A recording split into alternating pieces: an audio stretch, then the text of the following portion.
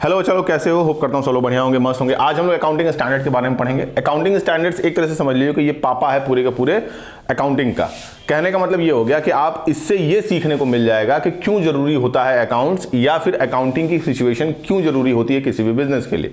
अब accounting standard एक तरीके से तुम मान सकते हो कि ये तैयार क्यों हुआ। अकाउंटिंग स्टैंडर्ड इसलिए तैयार हुआ था कि देखो, बेसिक जब भी कोई बिजनेस स्टार्ट होता है तो वो कुछ प्रोस्पेक्टस बिजनेस लेके आते हैं। अब बिजनेस का कहने का मतलब क्या हो गया कि बिजनेस अब तुम करो, हम करें, दुनिया का कोई भी इंसान अगर बिजनेस कर रहा है तो उसको वो बिजनेस तो ऐसा है नहीं कि पापा का पैसा मिला है हवा में उड़ा देंगे। आज मिला है पैसा, आज मिले हैं पापा ताखे पे, आज इनका तो पैसा उड़ा के रख देंगे। ये तो करने नहीं आए हैं आप मार्केट में। आप मार्केट में आए हैं किसके लिए? या तो प्रॉफिट के लिए आए होंगे, ऑब्वियस सी बात है, प्रॉफिट्स के लिए आए होंगे, इन्वेस्टर्स का पैसा लेने के लिए आए होंगे, इन्वेस्टर्स का पैसा लेने के लिए आए होंगे, फंड लेने के लिए आए होंगे, लॉन्ग टर्म बिजनेस करने के लिए आए होंगे, लॉन्ग टर्म बिजनेस करने के लिए आए होंगे। तो इसके लिए आपके फाइनेंशियल डेटा का होना बहुत जरूरी है। और फाइनेंशियल डेटा इस तरीके से होना चाहिए कि वो कंपैरेबल हो, वो दूसरे के समझ में भी आ सके और आपके बिजनेस की कंपैटिबिलिटी को भी दिखाए। भाई, एक बिजनेस अलग तरीके से निकाल रहा है प्रॉफिट, एक बिजनेस अलग तरीके से प्रॉफिट निकाल रहा है, और दोनों ही सेम बिजनेस कर रहे हैं, तो पता चला कि एक बारूद बना दिए हैं और एक का तो कुछ काम ही नहीं हो रहा है। तो एक सिंगुलर अमाउंट या एक सिंगुलर ट्रांजैक्शन या एक सिंगुलर डेटा या एक तरह से एक ऐसे स्टैंडर्ड्स को तैयार किया गया जो सबके लिए क्या हो, एक जैसा हो, या एक तरीके से कह सकते हो कंपैटिबल हो। ठीक है। अब दूसरी सबसे बड़ी बात यह है कि अगर अकाउंटिंग स्टैंडर्ड्स के डेफिनेशंस को बोलोगे तो ये एक तरह से कोड ऑफ कंडक्ट होता है। क्या होता है? कोड ऑफ कंडक्ट होता है जो कि अकाउंटेंट को दिया जाता है। किसको दिया जाता है? अकाउंटेंट को दिया जाता है। ठीक है। किसके द्वारा? मतलब कि कौन इस अकाउंटेंट को कोड ऑफ कंडक्ट देता है? या तो कस्टम्स, जो लॉ तैयार हुआ, कस्टम तैयार हुआ, लॉ तैयार हुआ, या कोई प्रोफेशनल्स बॉडी हुई, या कोई प्रोफेशनल बॉडी हुई। ठीक है। अगर हम इंडिया की बात करें तो इंडियन अकाउंटिंग स्टैंडर्ड हो सकता है, या IFRS हो सकता है, या गवर्नमेंट बॉडीज हो गई। ये क्या करेंगी? अकाउंटेंट को एक कोड ऑफ कंडक्ट देती है कि भैया कि आपको इसी हिसाब से काम करना है। अब हम आते हैं इसके क्या, नेचर एंड अकाउंटिंग स्टैंडर्ड्स पे। अब पहले की बात करो, norms and code and conduct of a transactions. Norms and code of conduct of a transactions. कोई भी जब ट्रांजैक्शंस होता है, खुद सोचो, जब कोई भी ट्रांजैक्शन होगा उसका कोई ना कोई कोड ऑफ कंडक्ट होगा। कोड ऑफ कंडक्ट होगा कि उसको लिखना कैसे है, उसको लिखना कैसे है। अगर एक अकाउंटिंग इक्वेशंस की ही बात करें तो अकाउंटिंग इक्वेशंस में एसेट्स हो गई, लायबिलिटीज हो गई, एक्सपेंसेस हो गए, कैपिटल हो गया, इन सबको एक लिखने का तरीका होता है। ये नहीं कि जब मन किया जो जहां लगा दिए, राजा आज मिला है आज तो बारूद बना देंगे, एसेट्स को कहीं लिख दो, लायबिलिटी को कहीं लिख दो। ऐसा नहीं होता है। एक कंडक्ट तैयार किया जाएगा, एक नॉर्म तैयार किया जाएगा कि उसके तहत ही आपको उन चीजों को तैयार करना है। आप उससे बियॉन्ड नहीं जा सकते हैं। दूसरे की अगर हम बात करें, कंपैरेबल होता है। कंपैरेबल का मतलब क्या हो गया कि दो कोई बिजनेस है, एक राम कर रहा है और एक श्याम कर रहा है। ठीक है। दोनों का बिजनेस सेम है, दोनों का बिजनेस सेम है। तो ऑब्वियस सी बात है, अगर अकाउंटिंग स्टैंडर्ड्स का इस्तेमाल करेगा तो दोनों में क्या होगा, एक कंपैरेबिलिटी दिखेगी हमको। हम कंपेयर कर पाएंगे कि कौन सा बिजनेस सही है, कौन सा बिजनेस सही नहीं है। कैसे? देखो, एग्जांपल हम ले, अगर हम ले वोडाफोन इंडिया का, VI का, और हम ले जियो का, तो दोनों ही क्या है, कम्युनिकेशन में है। दोनों ही कम्युनिकेशन में है। और हमको कैसे पता चलेगा कि VI के ऊपर बहुत ज्यादा लोन है? ये इसके अकाउंटिंग स्टैंडर्ड से ही तो पता चल रहा है, इसके अकाउंटिंग इक्वेशन से ही तो पता चल रहा है कि ये कौन सा अकाउंटिंग ट्रांजैक्शंस का इस्तेमाल कर रहे हैं। और सेम एज इट इज किसके लिए होगा? सेम एज इट इज जियो के लिए भी होगा। थोड़ा बहुत मॉडिफाइड कर सकते हैं, बट इतना मॉडिफाइड ना कर दें कि मामला ही बदल जाए। तो इसके तहत तुम क्या कर सकते हो? कंपैरेबल कर सकते हो। Preferred accounting treatment, preferred accounting treatment. Accounting treatment का मतलब क्या हो गया कि एसेट्स का ट्रीटमेंट कैसे करोगे, लायबिलिटी का ट्रीटमेंट कैसे करोगे। अगर लायबिलिटी खुद समझो कि ये लायबिलिटी तुम्हारी रिस्पॉन्सिबिलिटी होती है उस पैसे को वापस करने की। ऐसा तो है नहीं कि तुम किसी से उधारी लियो सामान, उसका कार्ड पकड़ लिए, कहे पैसा दो जी हमारा। अरे पैसा तुम लियोगे, तुम दोगे कि वो देगा? तो लायबिलिटी इन द सेंस का मतलब ये हो गया कि इसका ट्रीटमेंट होगा इस तरीके से कि आपको पैसा देना है। एसेट्स भी वैसी होगी कि एसेट्स ऐसी होगी जो आपके पास है या आने वाले समय में आपको कुछ ना कुछ अर्न करके देंगी। तो ये भी बात हुआ। कैपिटल अगर बिजनेस के लिए बोरोड फंड है तो वो रहेगा ही, बदल तो सकता नहीं है। तो एक अकाउंटिंग ट्रीटमेंट तैयार किया गया जो सबके लिए सेम रहेगा। एसेट्स भले थोड़ा बहुत ट्वीक हो सकता है, अकाउंटिंग स्टैंडर्ड हो सकता है कि अगर यूएस में कोई अलग हो और इंडिया में अलग हो, but treatment of A account अलग नहीं होगा। बात को समझो, यूएस में अगर एसेट्स की बात होगी तो इंडिया में भी वही एसेट्स की बात होगी, यूएस में अगर लायबिलिटी की बात होगी तो इंडिया में भी लायबिलिटी की ही बात होगी। इन द सेंस का मतलब यह है कि अगर यूएस में डेविड बेकहम से 10 लाख रुपए उधार या 10 लाख डॉलर उधार लेता है तो डेविड ऑब्वियस सी बात है उस पैसे को वापस करेगा। अगर इंडिया में भी राम श्याम से पैसा लेता है तो राम को जो पैसा है वो वापस करना पड़ेगा। तो ये जो टर्म है ये टर्म प्रिफर्ड रहता है, ये चेंज नहीं होता है। उसके बाद से प्रोवाइड इंफॉर्मेशन, इंफॉर्मेशन प्रोवाइड करता है, किसको इंफॉर्मेशन प्रोवाइड करेगा? भगवान को नहीं, ये इंफॉर्मेशन प्रोवाइड करेंगे इन्वेस्टर्स को, जो हमारे इन्वेस्टर्स होंगे, जो हमारे क्रेडिटर्स होंगे, जो हमारे सप्लायर्स होंगे, इनको क्या करेगा? इनको ये इंफॉर्मेशन प्रोवाइड करेगा। इवन गवर्नमेंट तक को ये इंफॉर्मेशन प्रोवाइड करता है। इस इंफॉर्मेशन के थ्रू आप ये समझ पाते हैं कि आपका बिजनेस किस फ्लो में जा रहा है। आज पेटीएम सबको बेवकूफ बनाया, 1750 रुपए का शेयर निकाल के लाया। लोगों को पता था कि मार्केट एक्वायर करने के लिए पैसा बहुत ज्यादा बर्न कर रहे हैं, फट से गिरे कि नहीं गिरे। तो कहने का मतलब वो कैसे पता चलेगा? जब तक आपका फाइनेंशियल डेटा आपके पास ना हो तब तक आप किसी को कैसे कह सकते हैं कि हमारे पास प्रॉफिट हुआ है या लॉस हुआ है? खाली कह देने से थोड़ी ना हो जाएगा, अरे यार इस साल तो हम 400 करोड़ का प्रॉफिट किया। अरे कैसे किए हैं? करने के लिए आपको क्या करना पड़ेगा? पहले तो आपको इंफॉर्मेशन प्रोवाइड करनी पड़ेगी, और वो इंफॉर्मेशन कहां से आती है? अकाउंटिंग स्टैंडर्ड से आती है। अब दूसरा देखो, बेनिफिट ऑफ अकाउंटिंग स्टैंडर्ड, ये रिलायबल होते हैं, क्रेडिबल होते हैं ऑफ द फाइनेंशियल स्टेटमेंट के। Reliability and credibility of the financial statement. अब इसका मतलब क्या हो गया? रिलायबिलिटी एंड क्रेडिबिलिटी कहने का मतलब ये हो गया कि अगर तुम अकाउंटिंग स्टैंडर्ड्स का यूज कर रहे हो जो आपके इंडियन अकाउंटिंग स्टैंडर्ड ने किसी भी कंपनी पे यूज करने के लिए बनाया है, कहने का मतलब हो गया कि इसके लिए आपको प्रोफेशनल्स ने एक ऐसा स्टैंडर्ड तैयार किया, एक प्रोफेशनल से एक ऐसा स्टैंडर्ड तैयार किया जो ये बताएगा कि आपकी कंपनी के प्रॉफिट कैसे निकालने हैं, आपकी कंपनी के एसेट्स की वैल्यूएशन कैसे करनी है, आपकी कंपनी की लायबिलिटी की वैल्यूएशन कैसे करनी है, आपकी कंपनी के एक्सपेंसेस की वैल्यूएशन कैसे करनी है। और ये कोई एक आदमी नहीं बना रहा है, ये कोई एक आदमी नहीं बना रहा है, ये इंटरनेशनली फाइनेंशियल रिपोर्ट सिस्टम के हिसाब से तैयार किया गया है। तो ऑब्वियस सी बात है इसमें कुछ ना कोई क्रेडिबिलिटी होगी ना। हजारों लोग प्रोफेशनल्स ने हजारों लॉ तैयार किए और एक जो लॉ है पार्टिकुलरली आप इस्तेमाल कर रहे हैं, तो इस पर तो आप उंगली नहीं उठा सकते हैं। अगर इंडिया में मर्डर होता है तो इसके लिए सजा है मौत या उम्र कैद की सजा। तो इसको तो डिनाई नहीं कर सकते, अरे नहीं साहब हम थोड़े ना मर्डर किए, तो गलती से चाकू चला गया था पेट में। अच्छा, तो यहां भी गलती नहीं कर सकते हैं आप। क्रेडिबिलिटी दिखाती है ये जो फाइनेंशियल डेटा तैयार होते हैं, जो भी स्टैंडर्ड्स ने बनाया हुआ है, इसमें क्रेडिबिलिटी दिखती है कि हाँ भैया कोई एक इंसान ने नहीं बनाया है ये, कि एक दिन सुबह रात में गांजा मार के सुबह लिख दी किताब, हो गया अकाउंटिंग स्टैंडर्ड तैयार, पूरी दुनिया में चल रहा है। अरे नहीं, कई सालों की मेहनत, कई सालों की रिसर्च के बाद ये इंफॉर्मेशन बनती है, तब जाके इसका इस्तेमाल होता है। तो ऑब्वियस सी बात है ये क्रेडिबिलिटी को दिखाएगा। दूसरा सबसे बड़ी बात यह है कि इस पे ही लोग भरोसा कर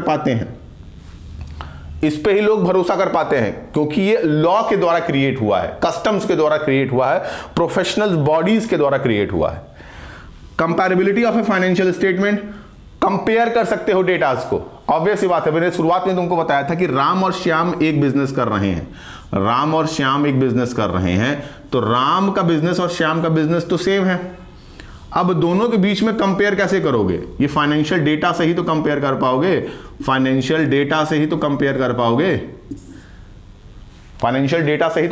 पाओगे, कि हाँ भैया कि राम का बिजनेस अच्छा चल रहा है कि श्याम का बिजनेस अच्छा चल रहा है, कि राम खाली गांजा मार के सोए रहते हैं, धंधे से कोई मतलब ही नहीं है, बाप का पैसा उड़ा देंगे, मिला है आज, ऐसा तो होगा नहीं।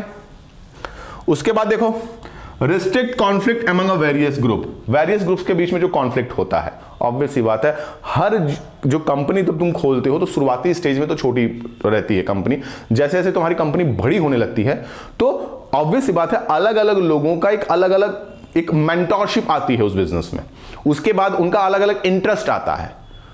एक इन्वेस्टर्स का इंटरेस्ट अलग होगा, दूसरे इन्वेस्टर्स का इंटरेस्ट अलग होगा। एक इन्वेस्टर सिर्फ प्रॉफिट के लिए आया होगा और एक इन्वेस्टर उस बिजनेस में धुआं मचाने के लिए आया होगा। मतलब उसका यही मतलब है कि अब घुसे हैं तो इनका बारूद बना देंगे, इसके अलावा कोई टिकेगा नहीं इसमें। तो दोनों के ही इंटरेस्ट अलग अलग हैं। तो ये जो अकाउंटिंग स्टैंडर्ड है ये अलग अलग सिनेरियो को कंसीडर करता है और उसके हिसाब से जो सिम्टम्स शो करता है, जो इंफॉर्मेशन शो करता है, वो सबके लिए बेनिफिशियल होती है। मेरी बात को समझो, अगर एक कोई बिजनेसमैन है, उसमें किसी ने एक इन्वेस्ट किया, मान लो कि एक तरफ टाटा जी ने इन्वेस्ट किया और एक तरफ तुम्हारा अडानी ने इन्वेस्ट किया, तो अडानी का मोस्टली यही होगा कि प्रॉफिट अर्न करे, तो वो प्रॉफिट मतलब पीएल बैलेंस को देखेगा, प्रॉफिट एंड लॉस बैलेंस को देखेगा कि हाँ भाई कंपनी को प्रॉफिट हुआ कि नहीं हुआ। वहीं टाटा ग्रुप है, वो ये देखेगा कि उसने कितने कस्टमर्स को एक्वायर किया, कितने कस्टमर सेटिस्फाइड हुए, उनकी कस्टमर सर्विसेज कैसी हैं, लोग उनकी प्रोडक्ट से मतलब सेटिस्फाइड हैं कि नहीं है। तो वो किसके थ्रू तैयार होगा? वो इसी के थ्रू तैयार होगा, अकाउंटिंग स्टैंडर्ड के through. Reduce chance of manipulation, manipulate नहीं कर सकते हैं आप। अगर कोई तरीका नहीं होता, कोई लॉ नहीं होता, कोई कस्टम नहीं होता, तो तुम डेटा को तो मैनिपुलेट कर सकते हो। इसको उसी तरीके से समझो कि जब कोई मर्डर कहे गलती से चाकू चला गया भैया, अरे हम तो गलती से मार दिए, तो हर आदमी कहेगा कह रहे हैं तो गलती से गोली चल गई, गलती से गाड़ी चढ़ा दी है। भाई लॉ तो सबके लिए सेम है। तो यहां भी वही है कि हर ऑडिटर या हर अकाउंटेंट के लिए लॉ सेम है, वो बदल नहीं सकता है। अनफेयर ट्रेड प्रैक्टिसेस यहां पे वो कंसीडर कर ही नहीं सकते हैं। उसके बाद से अनफेयर ट्रेड नहीं कर सकते, अनफेयर अकाउंटिंग भी नहीं कर सकते, मैनिपुलेट नहीं कर सकते डेटा को, क्योंकि जो इंफॉर्मेशन है उसके लिए पहले ही से बताया गया है कि आपको एक्सपेंसेस को कैसे ट्रीट करना है, लाइबिलिटीज को कैसे ट्रीट करना है, अक्रूड इनकम को कैसे ट्रीट करना है, आउटस्टैंडिंग एक्सपेंसेस को कैसे ट्रीट करना है। तो उसमें तो तुम बवाल नहीं मचा सकते हो कि नहीं आज मिले हैं, आज तो मिले हैं भक्त, आज तुमको रेलेंगे, आज तो कंपनी को प्रॉफिट बनाएंगे $1 बिलियन का। ऐसा नहीं होता है। अब आज बात करते हैं इनके लिमिटेशंस पे। लिमिटेशंस पे देखो क्या होगा। पहला दिया हुआ है रिस्ट्रिक्ट इनिशिएटिव, इनिशिएटिव लेने से तुमको रोक देता है। अब ऑडिटर मान लो कि किसी अकाउंटिंग स्टैंडर्ड को तैयार कर रहा है और वो जान रहा है कि मैं इस डेटा को, मैं इस इंफॉर्मेशन को बहुत सही तरीके से शो कर सकता हूं, जो कि सॉल्युबल पोजीशन हो सकती है, मतलब कि ऐसी पोजीशनिंग पे वो रख सकता था ताकि वो सब लोग समझ सके। बट यहां पे तो तुम नहीं कर सकते हो ना इसको, यहां पे तो तुम ऐसा कर ही नहीं सकते हो, क्योंकि भैया तुमको एक अलग से लॉ क्रिएट करके दिया हुआ है, अलग से कस्टम क्रिएट करके दिया हुआ है। तो यहां पे तो तुम गलती नहीं कर सकते हो, यहां तो तुमको बनाना पड़ेगा। उसके बाद से रिजिड इन नेचर, वो कह दिया अगर अकाउंटिंग स्टैंडर्ड में एसेट्स के बारे में ट्रीटमेंट दिया हुआ है, लायबिलिटी का ट्रीटमेंट दिया हुआ है, अगर उसने कहा है कि asset is equal to liability plus capital, तो यही चलेगा। इसको चेंज आप नहीं कर सकते हैं, इसको आप बदल नहीं सकते हैं। तो ये नेचर में रिजिड होता है।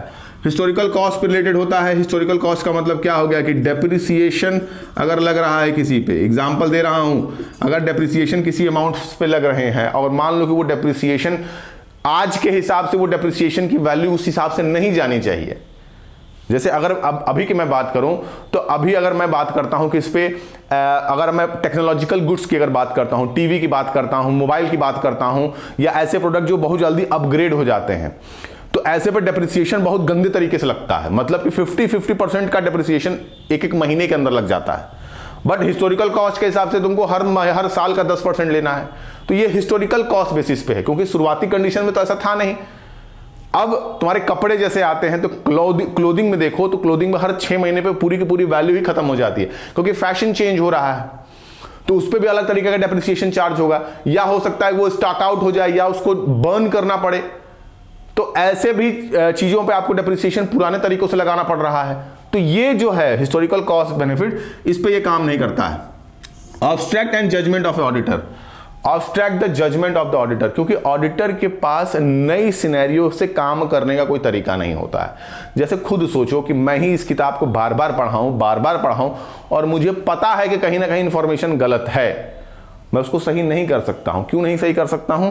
क्योंकि मैंने बोला ना कि जहां 1000 लोग हों और जहां एक आदमी छोटा सा हो, अब ये जाएगा कहेगा कि भैया ये इन्फॉर्मेशन गलत है, बारूद बना देंगे उसको। सब कहेंगे ऐसा है कि तुम बहुत बड़े ऑडिटर बने हुए हो, भग जाओ यहाँ से। तो ऑडिटिंग सब छुड़वा देंगे, जितना सब सीए की डिग्री थी ना सब माचिस मार देंगे। तो कहने का मतलब क्या हो गया कि आप इसको चेंज नहीं कर सकते, क्योंकि information with in a time नहीं बनी हुई है, एक दिन के अंदर नहीं बनी हुई है। 40 साल 50 साल के एक इंफॉर्मेशंस को गैदर करके उसके बाद से नए डेटाज, नए लॉज, नए कस्टम्स को तैयार किया गया है और किसी एक इंसान ने नहीं बनाया है। हाँ, आपको टाइम लग सकता है, आप उसको भेजिए, फिर उसके बाद से वो इंडियन अकाउंटिंग स्टैंडर्ड में जाएगा, फिर उस पर एक रेगुलेटरी बॉडी बैठेगी, उसको चेक करेगी, फिर परफॉर्मा तैयार करेगी, फिर उसको यूज किया जाएगा। तो यूज करने के बाद वो पता नहीं काम करेगा कि नहीं काम करेगा, तो उसमें 100 चीजें हैं। तब तक आप क्या करेंगे? आप सब कुछ काम धंधा छोड़ के यही काम करिए, तो ये भी नहीं हो सकता है। तो ये क्या करता है, ऑडिटर के जजमेंट को क्या कर देता है, बैरियर आउट कर देता है। अब आ जाओ, अब हम पढ़ने वाले हैं इंडियन अकाउंटिंग स्टैंडर्ड के बारे में। इंडियन अकाउंटिंग स्टैंडर्ड जो होता है, ये देखो 2 बेसिक कंसिडरेशंस पे ही बना हुआ था। एक तो IFRS पे बना हुआ था और एक बना था ISB पे। ठीक है, IFRS का मतलब क्या हो गया, international financial reporting standard, reporting standard के हिसाब से बना था। ठीक है भैया। और अगर हम बात करें ISB की बात करें तो ये बना था इंटरनेशनल अकाउंटिंग स्टैंडर्ड बोर्ड के हिसाब से, स्टैंडर्ड बोर्ड के हिसाब से तैयार किया गया था। ठीक है, तो ये 2 वजहों से एक तरह से कह सकते हो कि ये इंटरनेशनल फाइनेंशियल रिपोर्टिंग सिस्टम का मॉडिफाइड वर्जन है। अगर इसकी कैरेक्टरिस्टिक्स की बात करें तो ये किसका है, मॉडिफाइड वर्जन है। मॉडिफाइड वर्जन है, किसका वर्जन है, मॉडिफाइड का, IFRS का मॉडिफाइड वर्जन है। दूसरा अगर हम बात करें तो ये वाइड रेंज को कंट्रोल करता है, वाइड रेंज को कंट्रोल करता है, जिसमें कौन कौन सी चीजें आती हैं, एसेट्स आती है, लायबिलिटी आती है, क्या आती है, एसेट्स आती है, लायबिलिटी आती है, उसके बाद से एक्सपेंसेस आते हैं, कैपिटल आता है। तो ये वाइड रेंज को कंट्रोल करता है। तीसरा बात करें तो ये अगर इंडियन अकाउंटिंग स्टैंडर्ड जो होता है, ये प्रिंसिपल बेस्ड है। क्या है भैया, प्रिंसिपल बेस्ड। और प्रिंसिपल बेस्ड का मतलब क्या हो गया, हमारे यहां जो बैलेंस शीट तैयार होती है, उसमें ऑब्वियस ही बात पता होगी तुमको कि यहां पे लायबिलिटी आती है और यहां पे हमारा एसेट आता है। ठीक है भैया, बैलेंस शीट में एक तरफ लायबिलिटी होती है और एक तरफ तुम्हारी क्या होती है, एसेट्स होती है। तो जो जरूरी की चीजें होंगी, जो एसेट्स होंगी उनको एसेट साइड्स में लिखना होगा और जो लायबिलिटी होगी उसको लायबिलिटी साइड में लिखना होगा। जैसे तुम्हारे पास क्या हो गया, कैश हो गया, स्टॉक हो गया, मशीनरी हो गई, ठीक है, प्लांट हो गया, ये सब तुम्हारी एसेट्स हैं तो ये एसेट साइड में जाएंगे। यहाँ पे तुम्हारा लोन हो गया, उसके बाद से तुम्हारे क्रेडिटर्स हो गए, तुम्हारा रिजर्व फंड हो गया, तुम्हारा कैपिटल हो गया, तो ये सब किधर जाएंगे, ये सब तुम्हारी लायबिलिटी होती हैं। तो ऐसे आइटम जो एक जैसे आइटम्स हैं उनको एक जगह लिखने की बात हुई थी और जो दूसरे टाइप के आइटम्स होंगे उनको दूसरी जगह लिखने की बात हुई थी। तो ये इंडियन अकाउंटिंग स्टैंडर्ड का बेस है। अब आओ इनके ऑब्जेक्टिव्स के बारे में देख लेते हैं। अगर इंडियन अकाउंटिंग स्टैंडर्ड्स के ऑब्जेक्टिव की बात करें, क्या बात करें, इंडियन अकाउंटिंग स्टैंडर्ड्स के ऑब्जेक्टिव की बात करें तो ऑब्जेक्टिव बड़ा सा सिंपल है, ऑब्वियस सी बात है।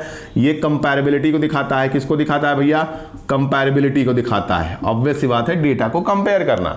उसके बाद से इसकी भी क्रेडिबिलिटी है भैया, अपना इंडियन सिस्टम है तो ऑब्वियस सी बात है क्रेडिबिलिटी रहेगी। भावकाल रहेगा कि नहीं रहेगा इसका, भैया इंडियन लॉ ने दिया है तो इसको तो मानना पड़ेगा आपको। उसके बाद से देखो वाइड रेंज ऑफ प्रिंसिपल्स, ठीक है। ऐसा तो है नहीं कि 1-2 प्रिंसिपल तैयार कर दिया उसी से काम चल रहा है तुम्हारा, ऐसा भी नहीं होगा, बहुत ढेर सारे प्रिंसिपल्स बने होंगे। हमारे यहाँ जो लॉ बना हुआ है उसमें कोई एक लॉ थोड़े ना बना हुआ है कि एक लॉ बना दिया उससे पूरा काम हो रहा है, नहीं। उसी तरह अकाउंटिंग स्टैंडर्ड, इसमें कई सारे प्रिंसिपल्स बने हुए हैं, कई सारे लॉ बने हुए हैं, तो ये वाइड रेंज ऑफ प्रिंसिपल्स को भी कंट्रोल करता है। तो ये इनका पूरा का पूरा क्या हो गया, ऑब्जेक्टिव और कैरेक्टरिस्टिक कंप्लीट हो गया। अब इसके अगर मेरिट की बात करें तो मेरिट में ऑब्वियस बात है suitable for an Indian condition. Obvious बात है भैया, इंडिया के लिए बना है तो सूटेबल तो इंडिया के लिए ही होगा, पाकिस्तान के लिए तो होगा नहीं। ठीक है, पाकिस्तान पता नहीं होगा भी कि नहीं होगा। हेल्पफुल फॉर द इन्वेस्टर्स के लिए हेल्पफुल होता है। ऑब्वियस सी बात है भाई, किसी भी इंफॉर्मेशन को इन्वेस्टर्स अगर तुम्हारी कंपनी में पैसा लगा रहे हैं तो वो देखना की कोशिश करेंगे ना कि तुम्हारी कंपनी प्रॉफिट भी अर्न कर रही है कि नहीं कर रही है, कि झूठे बहाना मार रहे हो कि साहब हमारी तो कंपनी करोड़ों में कमा रही है, पता चला कि घंटा भी नहीं कमा रही है, चवन्नी भी नहीं आया उसके पास, तो ये भी नहीं होना चाहिए। Difficulty in manipulating and fraud, obvious सी बात है बेटा, एक अकाउंटिंग स्टैंडर्ड, एक लॉ क्रिएट हुआ है, एक प्रोफेशनली इंफॉर्मेशंस को शो करने का प्रोफेशनल वे दिया हुआ है बाकी तुम्हारे कस्टम्स दिए हुए हैं, तरीके दिए हुए हैं उनको करने के, तो ये आप चेंज नहीं कर सकते हैं। एकदम याद रखिएगा कि ये इंडियन लॉ सिस्टम की तरह ही काम करता है। क्यों बेटा? क्योंकि ऑब्वियस ही बात है, ये फाइनेंशियल इंफॉर्मेशन को शो कर रहा है, तो इसके साथ आप मैनिपुलेशन बिल्कुल नहीं कर सकते हैं। इसको बहुत ही सीरियस लिया जाता है। अगर आप फाइनेंशियल डेटा के साथ मैनिपुलेट करना चालू कर देंगे तो आप बड़े बड़े बिजनेस को भी आप डुबा सकते हैं और छोटे छोटे बिजनेस को आप बड़ा बना सकते हैं। तो ये बिल्कुल आपको नहीं करना है। तो इस अकाउंटिंग स्टैंडर्ड के थ्रू आप डेटा को या इंफॉर्मेशंस को या जो भी आपके पास एसेट्स, लायबिलिटी, एक्सपेंसेस, जो भी चीज आपकी पड़ी हुई है उसको आप मैनिपुलेट नहीं कर सकते हैं। कोई भी कंपनी ये शो नहीं कर सकती है कि मेरे पास अरबों खरबों की एसेट्स है। जब होगी ही नहीं तो कहां से शो करेगा? नहीं, पहले के जमाने में लोग कर भी देते थे जब अकाउंटिंग स्टैंडर्ड्स तैयार नहीं हुआ करता था, उस समय जरूरत भी नहीं पड़ती थी।